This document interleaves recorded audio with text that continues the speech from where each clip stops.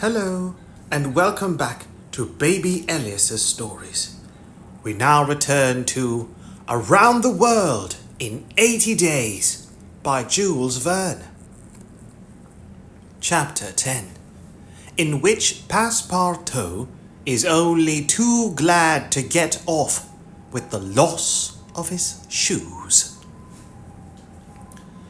Everybody knows that the great reversed triangle of land, with its base in the north and its apex in the south, which is called India, embraces 1,400,000 square miles, upon which is spread unequally a population of 180 millions of souls.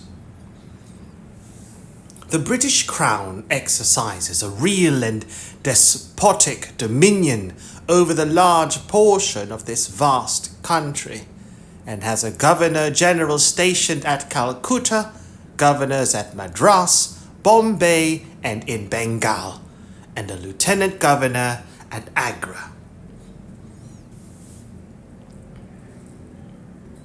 Despotic, of or typical of a despot.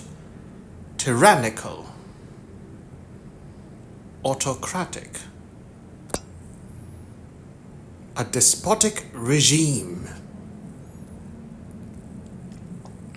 Despotic. The British Crown exercises a real and despotic dominion over the larger portion of this vast country, and has a Governor-General stationed at Calcutta, governors at Madras, Bombay, and in Bengal, and a Lieutenant Governor at Agra. But British India, properly so called, only embraces 700,000 square miles and a population of from 100 to 110 millions of inhabitants. A considerable portion of India is still free from British authority, and there are certain ferocious Rajas in the interior who are absolutely independent. The celebrated East India Company was all-powerful from 1756, when the English first gained a foothold on the spot where now stands the city of Madras, down to the time of the great Sepoy insurrection. It gradually annexed province after province, purchasing them of the native chiefs, whom it seldom paid, and appointed the Governor-General and his subordinates, civil and military. But the East India Company has now passed away, leaving the British possessions in India directly under the control of the Crown. The aspect of the country, as well as the manners and distinctions of race, is daily changing. Formerly, one was obliged to travel in India by the old, cumbrous methods of going on foot or on horseback, in palanquins or unwieldy coaches. Now, fast steamboats ply on the Indus and the Ganges, and a great railway with branch lines joining the main line at many points on its route traverses the peninsula from Bombay to Calcutta in 3 days. This railway does not run in a direct line across India. The distance between Bombay and Calcutta, as the bird flies, is only from 1,000 to 1,100 miles. But the deflections of the road increase this distance by more than a third.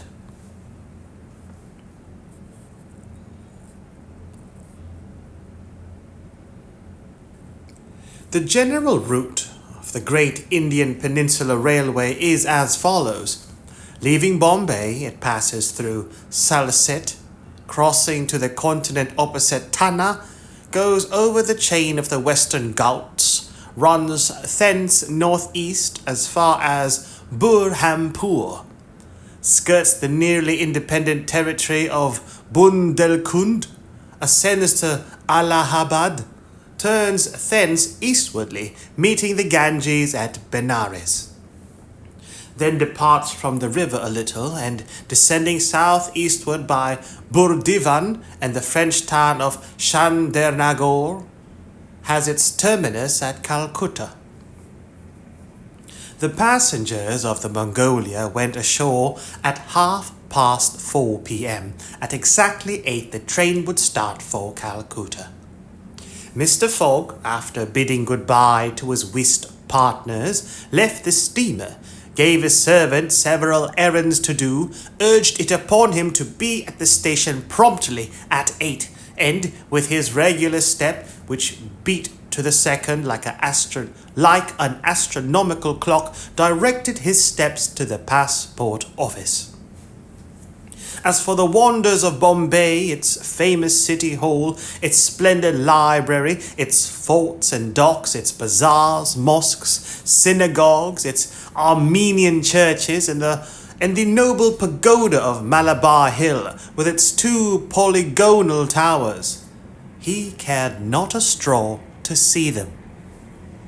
He would not deign to examine even the masterpieces of Elephanta, or the mysterious Hypogea, concealed southeast from the docks, or those fine remains of Buddhist architecture, the Canherian grottos of the island of Salsette. Having transacted his business at the passport office, Phileas Fogg repaired quietly to the railway station, where he ordered dinner. Among the dishes served up to him, the landlord especially recommended a certain giblet of native rabbit, on which he prided himself.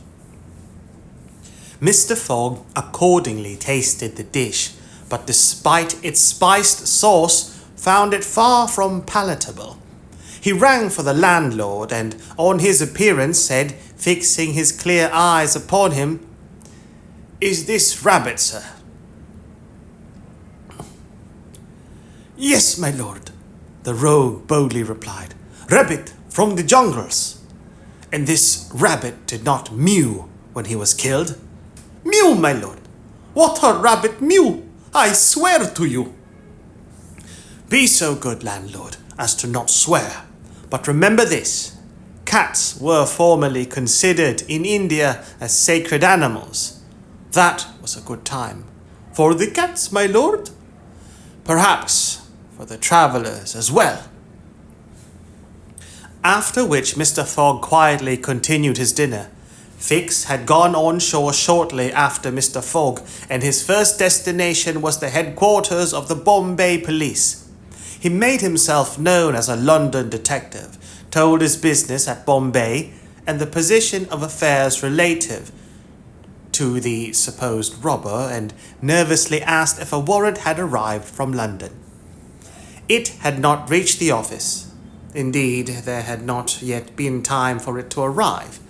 Fix was sorely disappointed, and tried to obtain an order of arrest from the director of the Bombay police. This the director refused, as the matter concerned the London office, which alone could legally deliver the warrant. Fix did not insist, and was fain to resign himself to await the arrival of the important document. But he was determined not to lose sight of the mysterious rogue as long as he stayed in Bombay. He did not doubt for a moment, any more than Passepartout, that Phileas Fogg would remain there, at least until it was time for the warrant to arrive. Passepartout, however, had no sooner heard his master's orders on leaving the Mongolia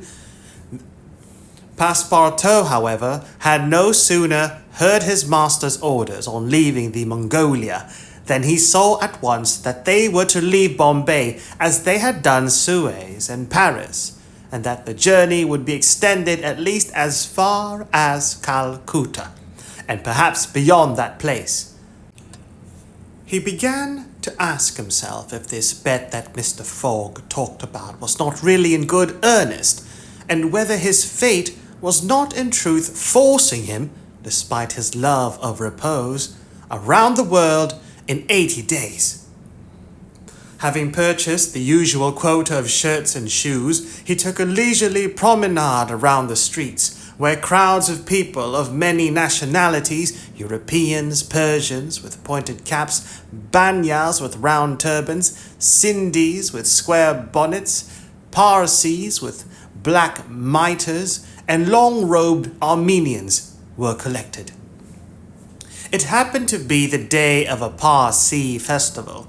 These descendants of the sect of Zoroaster, the most thrifty, civilized, intelligent, and austere of the East Indians. Austere,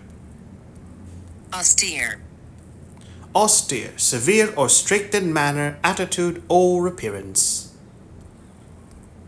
These descendants of the sect of Zoroaster, the most thrifty, civilized, intelligent, and austere of the East Indians, among whom are counted the richest native merchants of Bombay, were celebrating a sort of religious carnival with processions and shows, in the midst of which Indian dancing girls, clothed in rose-coloured gauze, looped up with gold and silver, danced airily but with perfect modesty to the sound of viols and the clanging of tambourines.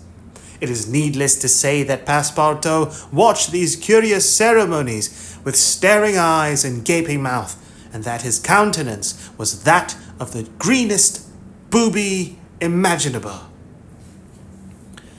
Unhappily for his master as well as himself, his curiosity drew him unconsciously farther off than he intended to go. At last, having seen the Parsi carnival wind away in the distance, he was turning his steps towards the station, when he happened to espy the splendid pagoda of Malabar Hill, and was seized with an irresistible desire to see its interior.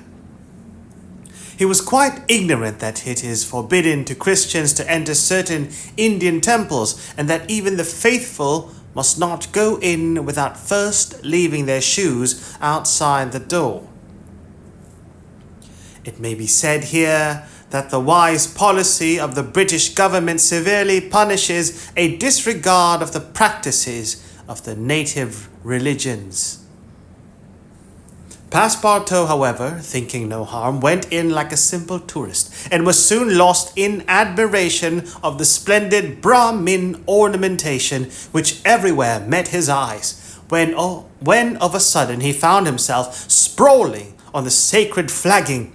He looked up to behold 3 enraged priests, who forthwith fell upon him, tore off his shoes, and began to beat him with loud, savage exclamations. The agile Frenchman was soon upon his feet again, and lost no time in knocking down 2 of his long-gowned adversaries with his fists and a vigorous application of his toes. Then, rushing out of the pagoda as fast as his legs could carry him, he soon escaped the 3rd priest by mingling with the crowd in the streets. At 5 minutes before 8, Passepartout, hatless, shoeless, and having in the squabble lost his package of shirts and shoes, rushed breathlessly into the station. Fix, who had followed Mr. Fogg to the station and saw that he was really going to leave Bombay, was there upon the platform. He had resolved to follow the supposed robber to Calcutta and farther, if necessary.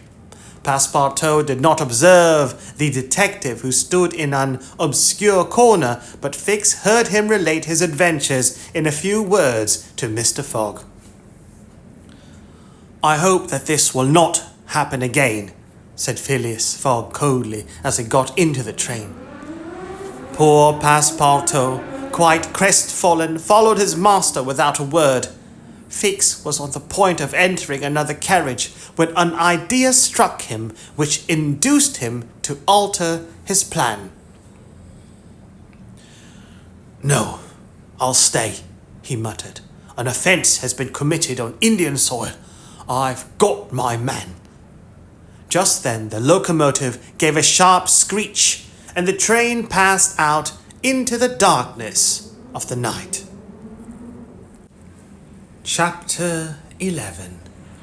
in which Phileas Fogg secures a curious means of conveyance at a fabulous price. The train had started punctually. Among the passengers were a number of officers, government officials, and opium and indigo merchants, whose business called them to the eastern coast. Passepartout rode in the same carriage with his master, and a third passenger occupied a seat opposite to them. This was Sir Francis Cromarty, one of Mr. Fogg's whist partners on the Mongolia, now on his way to join his corps at Benares. Sir Francis was a tall, fair man of 50, who had greatly distinguished himself in the last Sepoy revolt. He made India his home, only paying brief visits to England at rare intervals, and was almost as familiar as a native with the customs, history, and character of India and its people.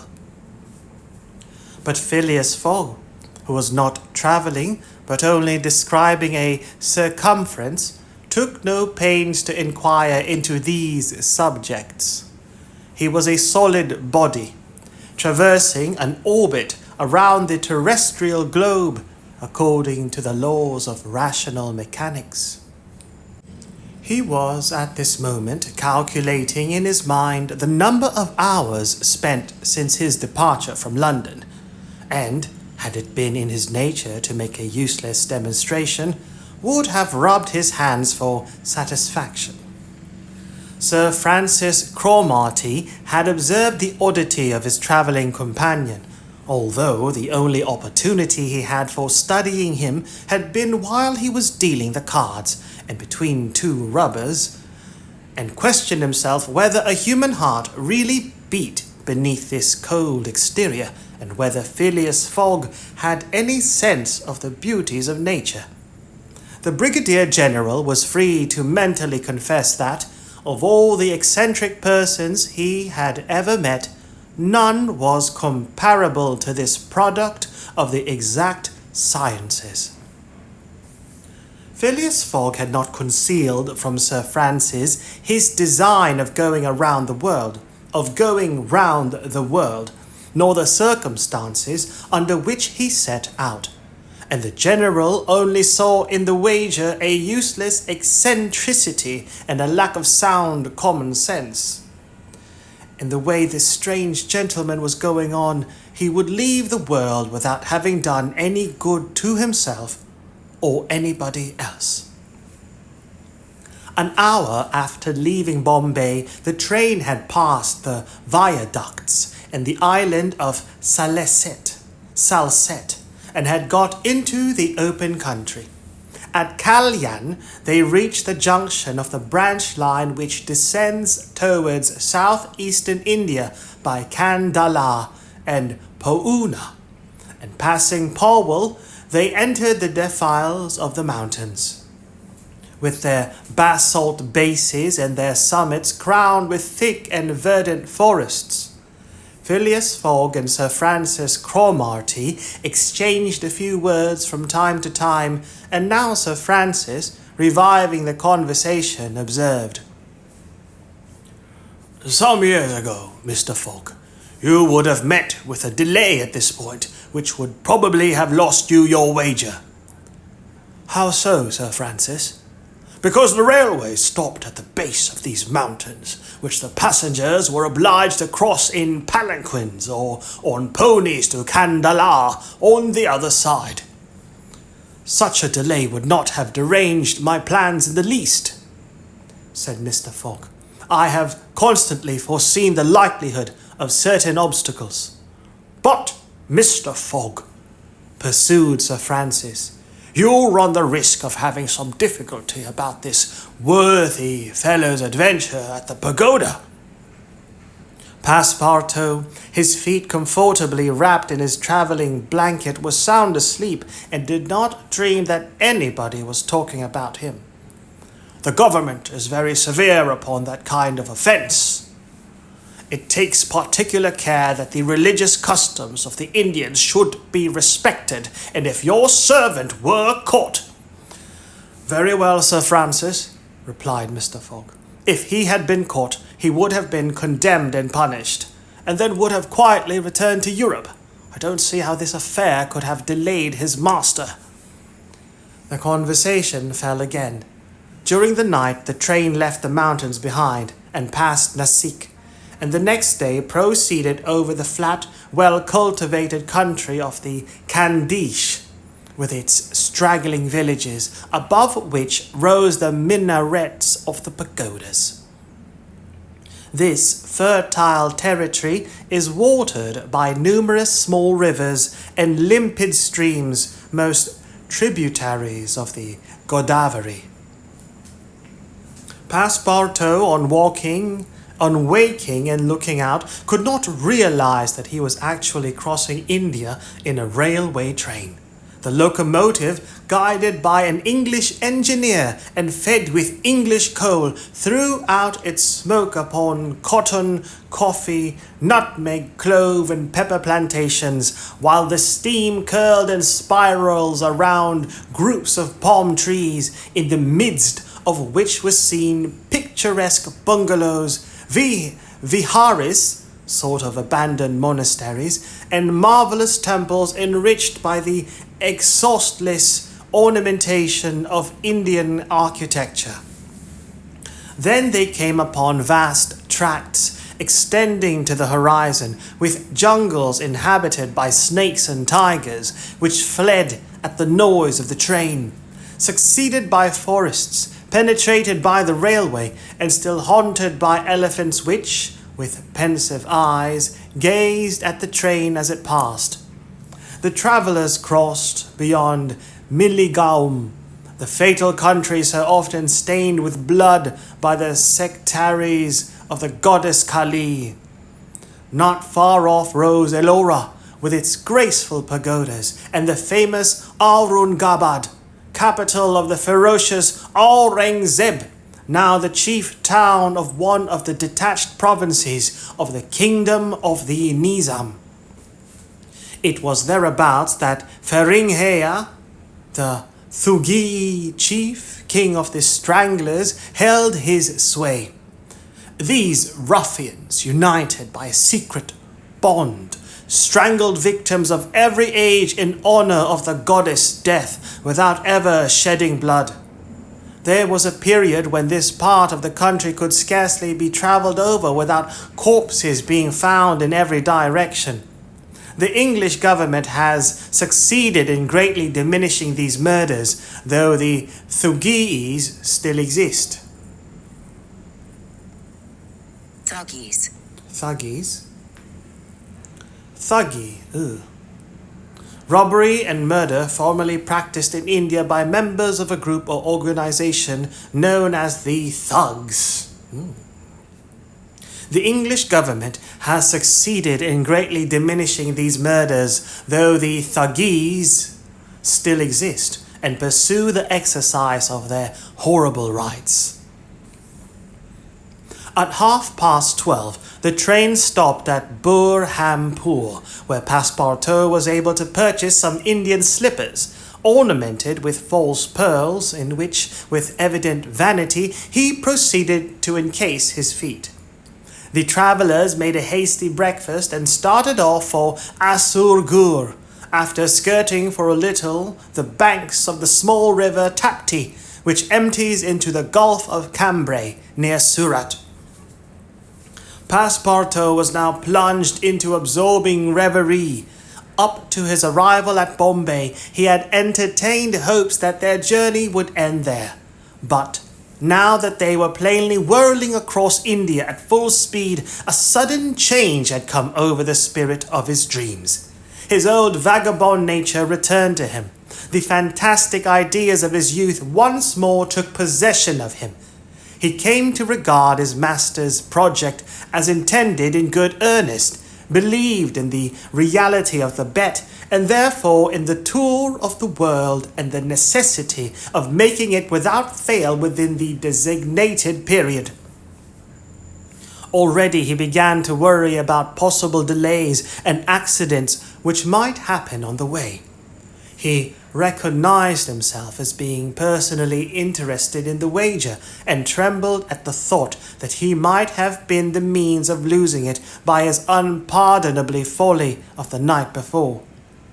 Being much less cool-headed than Mr. Fogg, he was much more restless, counting and recounting the days passed over, uttering maledictions when the train stopped and accusing it of sluggishness, and mentally blaming Mr. Fogg for not having bribed the engineer. The worthy fellow was ignorant that, while it was possible by such means to hasten the rate of a steamer, it could not be done on the railway. The train entered the defiles of the Sudpur Mountains, which separate the Candiche from Bundelkund, towards evening. The next day Sir Francis Cromarty asked Passepartout what time it was, to which, on consulting his watch, replied that it was 3 in the morning. This famous timepiece, always regulated on the Greenwich meridian, which was now some 77 degrees westward, was at least 4 hours slow. Sir Francis corrected Passepartout's time, whereupon the latter made the same remark that he had done to Fix. And upon the general insisting that the watch should be regulated in each new meridian, since he was constantly going eastward, that is in the face of the sun, and therefore the days were shorter by 4 minutes for each degree gone over, Passepartout obstinately refused to alter his watch, which he kept at London time. It was an innocent delusion which could harm no one. The train stopped at 8 o'clock in the midst of a glade some 15 miles beyond Rothal, where there were several bungalows and workmen's cabins. The conductor, passing along the carriages, shouted, "Passengers will get out here!" Phileas Fogg looked at Sir Francis Cromarty for an explanation, but the general could not tell what meant a halt in the midst of this forest of dates and acacias. Passepartout, not less surprised, rushed out and speedily returned, crying, "Monsieur, no more railway!" "What do you mean?" asked Sir Francis. "I mean to say that the train isn't going on." The general at once stepped out while Phileas Fogg calmly followed him, and they proceeded together to the conductor. "Where are we?" asked Sir Francis. "At the hamlet of Colby."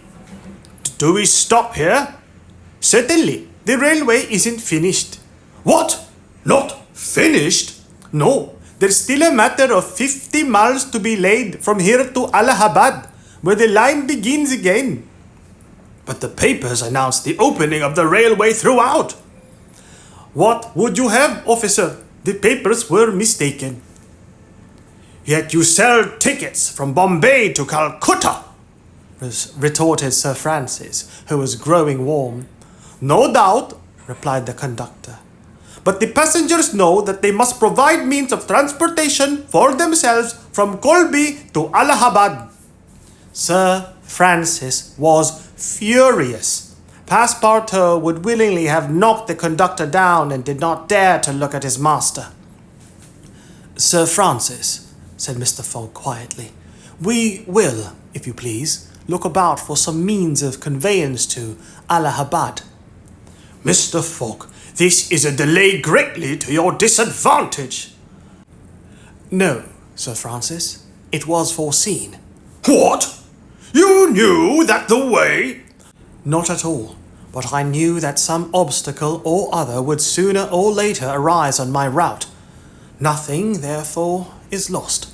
I have 2 days, which I have already gained to sacrifice. A steamer leaves Calcutta for Hong Kong at noon on the 25th. This is the 22nd, and we shall reach Calcutta in time." There was nothing to say to so confident a response. It was but too true that the railway came to a termination at this point. The papers were like some watches, which have a way of getting too fast, and had been premature in their announcement of the completion of the line. The greater part of the travellers were aware of this interruption, and leaving the train, they began to engage such vehicles as the village could provide, four-wheeled palkigharis.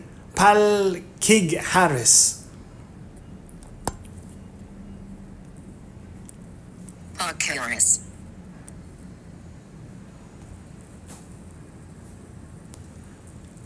Palkigharis, or four-wheeled, horse-drawn carriages used as public hackney carriages in 19th century India.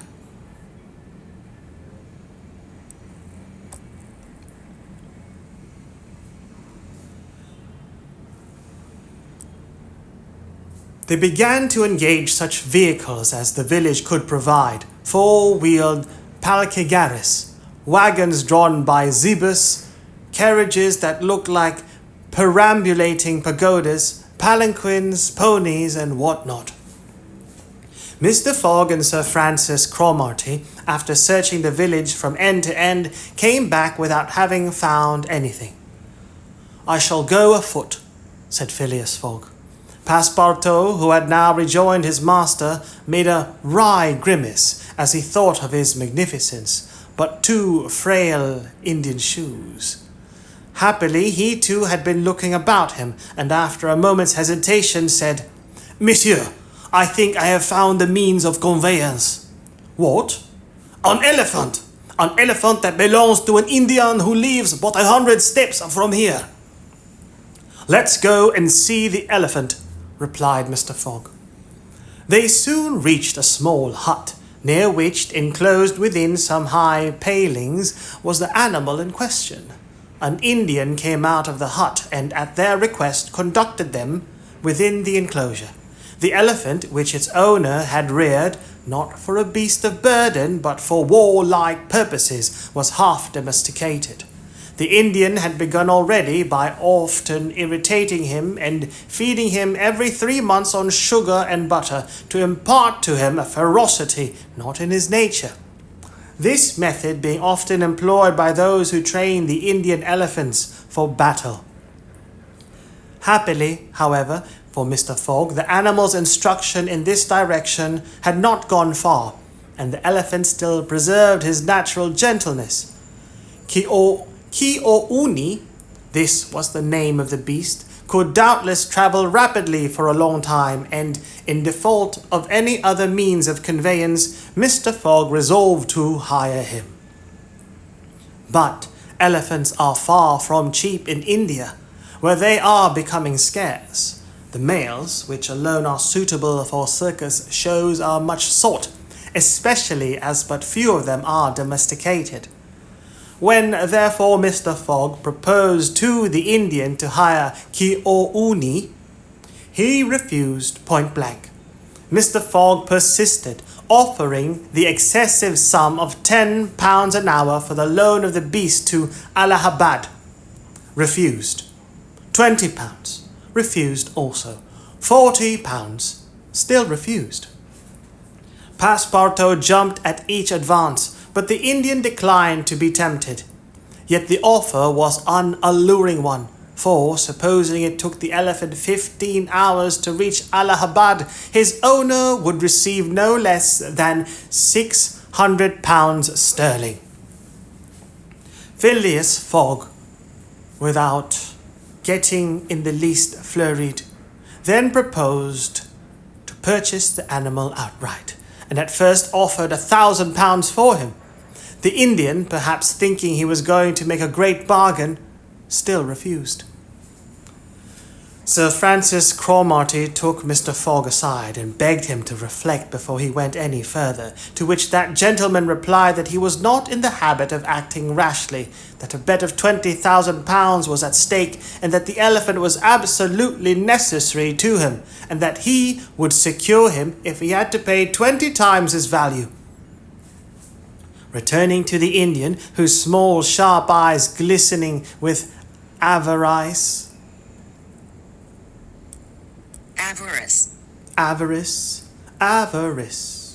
extreme greed for wealth or material gain, avarice.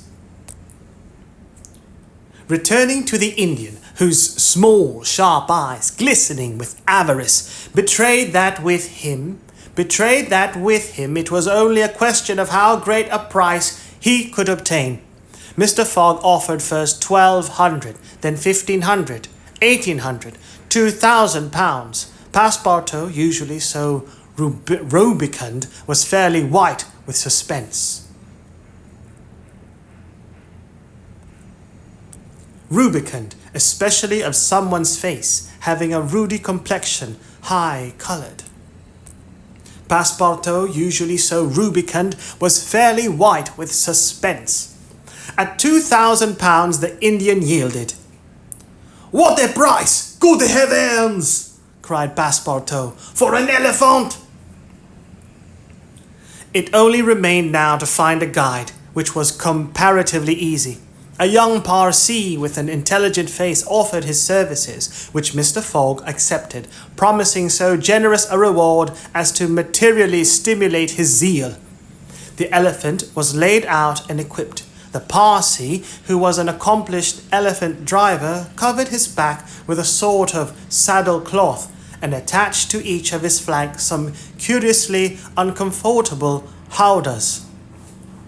Phileas Fogg paid the Indian with some banknotes, which he extracted from the famous carpet bag, a proceeding that seemed to deprive poor Passepartout of his vitals. Then he offered to carry Sir Francis to Allahabad, which the brigadier gratefully accepted, as one traveller the more would not be likely to fatigue the gigantic beast.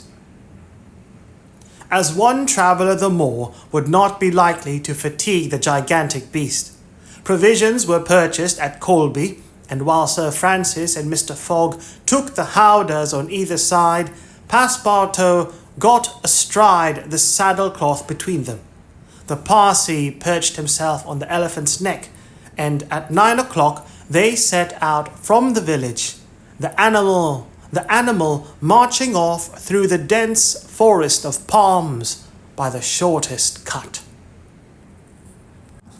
Chapter 12, in which Phileas Fogg and his companions venture across the Indian forests, and what ensued.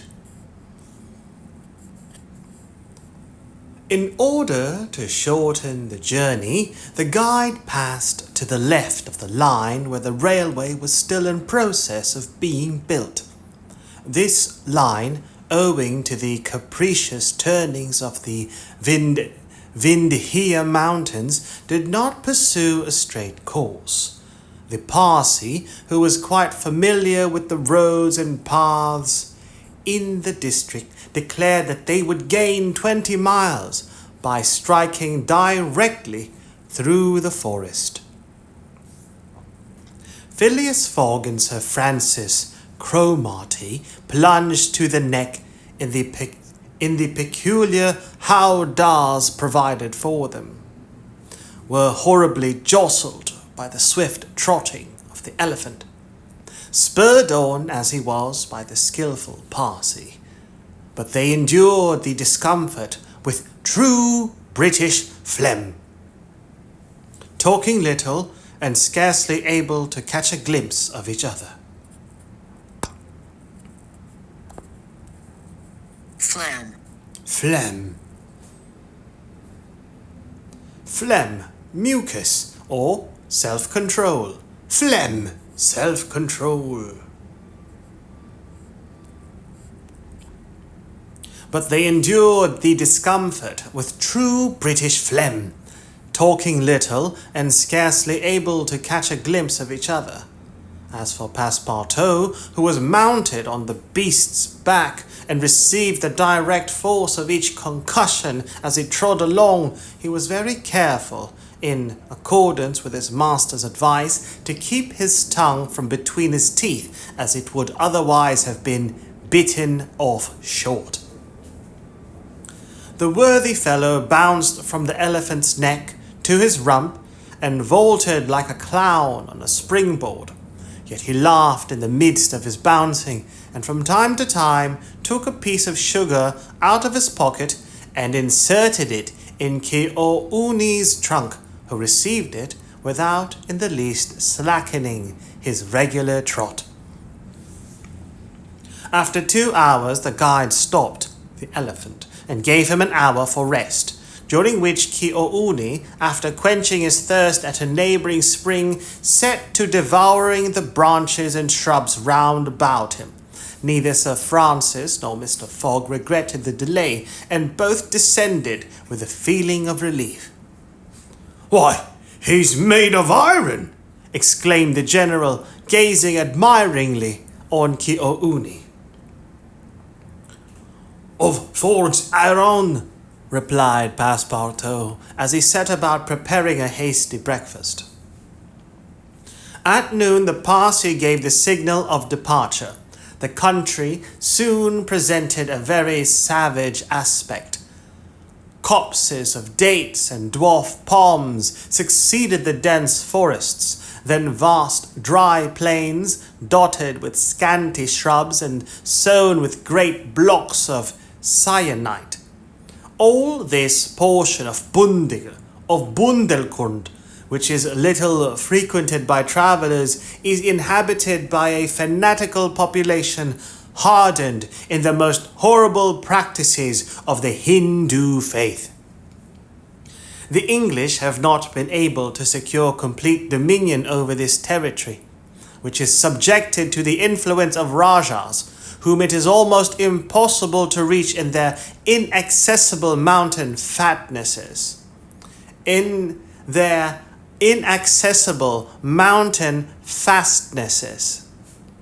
The travellers several times saw bands of ferocious Indians who, when they perceived the elephant striding across country, made angry, arid, threatening motions. The Parsi avoided them as much as possible. Few animals were observed on the route. Even the monkeys hurried from their path with contortions and grimaces, which convulsed Passepartout with laughter.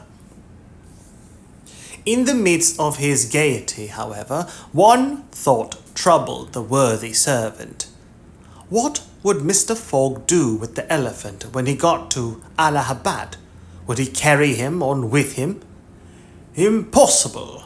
The cost of transporting him would make him ruinously expensive. Would he sell him or set him free? The estimable beast certainly deserved some consideration. Should Mr. Fogg choose to make him, Passepartout, a present of Keouni, he would be very much embarrassed. And these thoughts did not cease worrying him for a long time. The principal chain of the Vindhyas was crossed by 8 in the evening, and another halt was made on the northern slope, in a ruined bungalow. They had gone nearly 25 miles that day, and an equal distance still separated them from the station of Allahabad. The night was cold. The Parsi lit a fire in the bungalow with a few dry branches, and the warmth was very grateful. Provisions purchased at Colby sufficed for supper, and the travellers ate ravenously. The conversation, beginning with a few disconnected phrases, soon gave place to loud and steady snores. The guide watched Keouni, who slept standing, bolstering himself against the trunk of a large tree. Nothing occurred during the night to disturb the slumberers, although occasional growls from panthers and chatterings of monkeys broke the silence.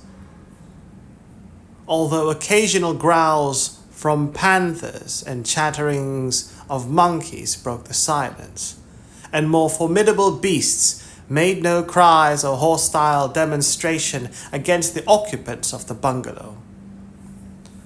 Sir Francis slept heavily, like an honest soldier overcome with fatigue.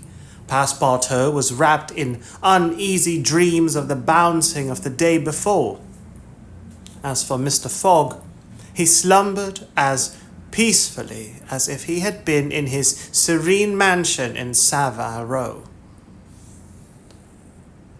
The journey was resumed at 6 in the morning. The guide hoped to reach Allahabad by evening. In that case, Mr. Fogg would only lose a part of the 48 hours saved since the beginning of the tour.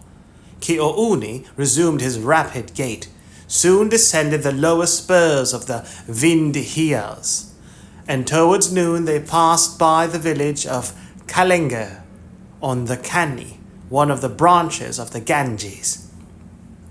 The guide avoided inhabited places, thinking it safer to keep the open country, which lies along the first depressions of the basin of the great river. Allahabad was now only 12 miles to the northeast. They stopped under a clump of bananas, the fruit of which, as healthy as bread and as succulent as cream, was amply partaken of and appreciated. At 2 o'clock, the guide entered a thick forest which extended several miles.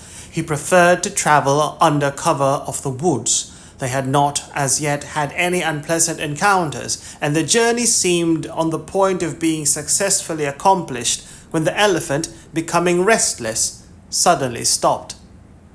It was then 4 o'clock. "What's the matter?" asked Sir Francis, putting out his head.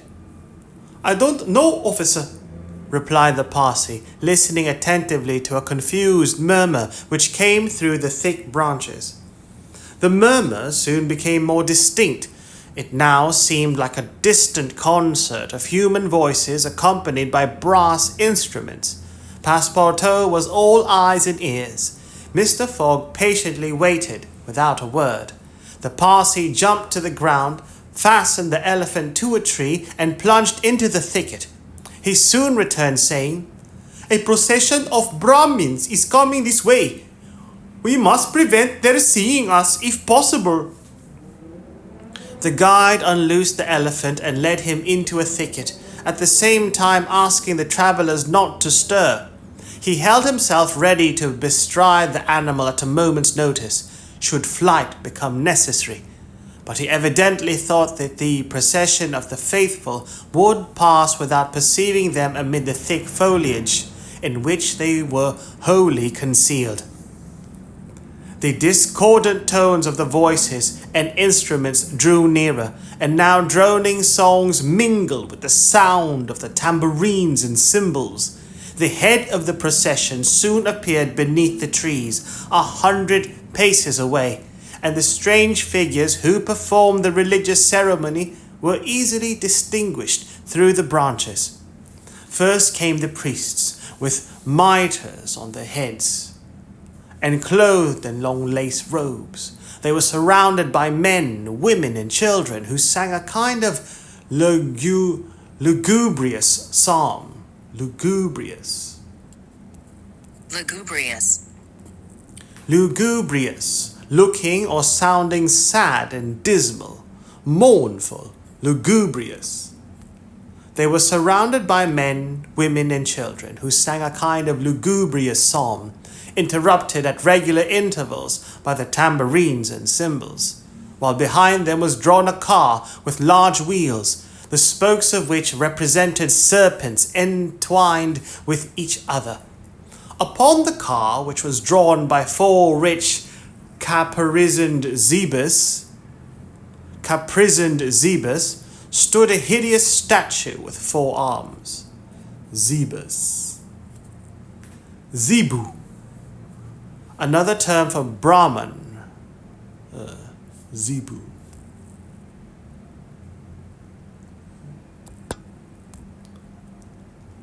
Upon the car, which was drawn by 4 richly caparisoned zebras, stood a hideous statue with 4 arms, the body coloured a dull red with haggard eyes, dishevelled hair, protruding tongue, and lips tinted with betel. It stood upright upon the figure of a prostrate and headless giant. Caparisoned zebras. Caparisoned. Caparisoned. Caparison, an ornamental covering spread over a horse's saddle or harness. Caparison zebus refers to humped cattle, or zebus, that are adorned with elaborate decorative coverings, cloth, or harnesses. Zebus. Zebus. Zebus. Beetle. Betel. The leaf of an evergreen climbing plant that is used in South Asia as a mild stimulant. Parings of areca nut, lime, and cinnamon are wrapped in the leaf, which is then chewed. Beetle. Tinted in beetle generally refers to the deep red, orange, brown, or black staining caused by the cultural, medicinal, or industrial use of the betel nut, areca catechu, and betel leaf, Piper betule. This staining is a well-known result of chewing, but is also used as a natural dye for fabrics and historically for teeth blackening. Beetle.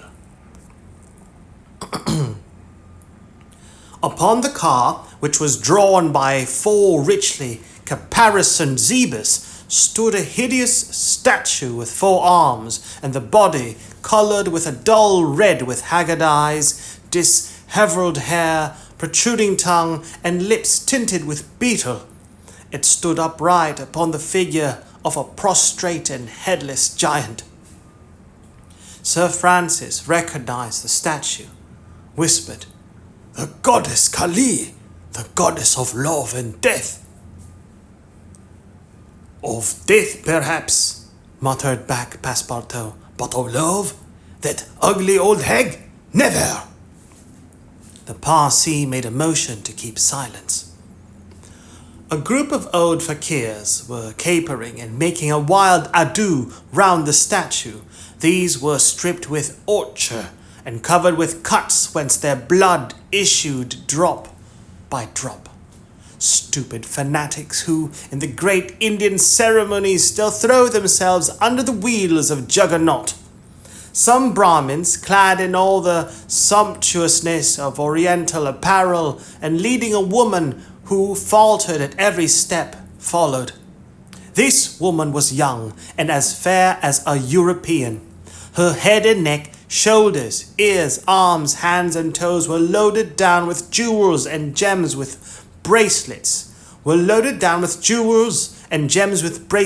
earrings, and rings, while a tunic bordered with gold and covered with a light muslin robe betrayed the outline of her form.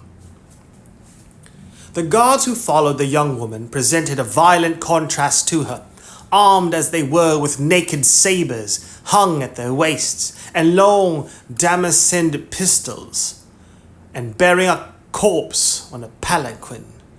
It was the body of an old man, gorgeously arrayed in the habiliments of a Rajah, wearing, as in life, a turban embroidered with pearls, a robe of tissue of silk and gold, a scarf of cashmere sewed with diamonds, and the magnificent weapons of a Hindu prince. Next came the musicians and a rear guard of capering fakirs, whose cries sometimes drowned the noise of the instruments. These closed the procession. Sir Francis watched the procession with a sad countenance, and turning to the guide said, "A suti."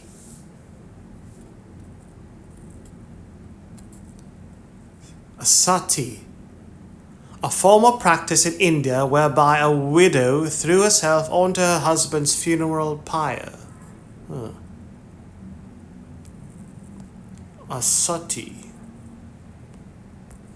Sati. A sati. The Parsi nodded and put his finger to his lips. The procession slowly wound under the trees, and soon its last ranks disappeared in the depths of the wood. The songs gradually died away. Occasionally cries were heard in the distance, until at last all was silence again. Phileas Fogg had heard what Sir Francis said, and as soon as the procession had disappeared, asked, "What is a suttee?" "A suttee," returned the general, "is a human sacrifice, but a voluntary one. The woman you have just seen will be burned tomorrow at the dawn of day." "Oh, the scoundrels!" cried Passepartout, who could not repress his indignation. "And the corpse?" asked Mr. Fogg. "Is that of the prince, her husband," said the guide, "an independent Rajah of Bundelkund." "Is it possible," resumed Phileas Fogg, his voice betraying not the least emotion, "that these barbarous customs still exist in India, and that the English have been unable to put a stop to them?" "These sacrifices do not occur in the larger portion of India," replied Sir Francis, "but we have no power over these savage territories, and especially here in Bundelkund. The whole district north of the Vindhyas is the theatre of incessant murders and pillage." "The whole district north of the Vindhyas is the theatre of incessant murders and pillage." "The poor wretch!" exclaimed Passepartout, "to be burned alive!" "Yes," returned Sir Francis, "burned alive. And if she were not, you cannot conceive what treatment she would be obliged to submit to from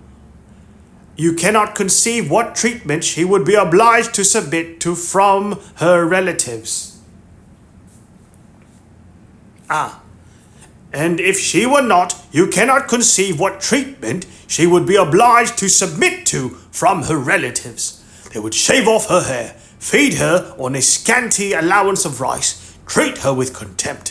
She would be looked upon as an unclean creature, and would die in some corner like a scurvy dog. The prospect of so frightful an existence drives these poor creatures to the sacrifice much more than love or religious fanaticism. Sometimes, however, the sacrifice is really voluntary, and it requires the active interference of the government to prevent it.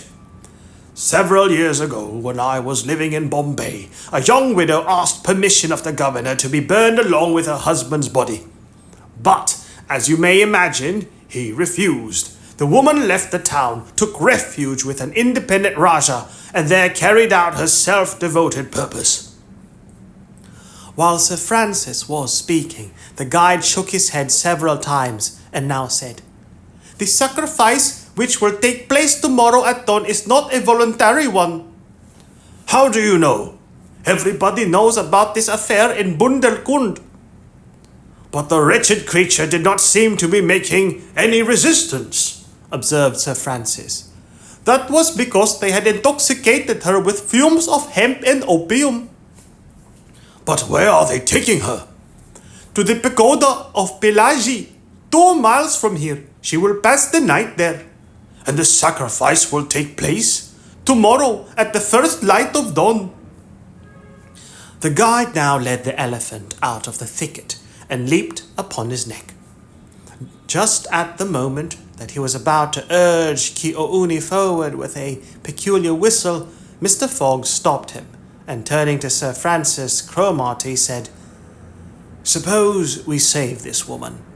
"Save the woman, Mr. Fogg?" "I have yet 12 hours to spare. I can devote them to that."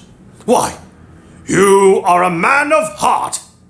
"Sometimes," replied Phileas Fogg quietly, "when I have the time."